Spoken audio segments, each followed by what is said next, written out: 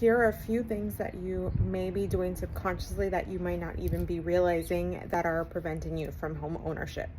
So one of the things could be that when you're seeing people around you buy a home and you're not genuinely happy for them, or you say things like, must be nice. Another thing that you could be doing is saying things like, you're broke, you're always broke, surrounding yourself by people who always say or believe that they're broke, and believing that you'll never be able to achieve home ownership. You can get around this by reframing your subconscious, doing daily affirmations that reverse those limiting beliefs, like I am wealthy, I am abundant, I am a homeowner. And those are just the 3 simple ones. Go on YouTube.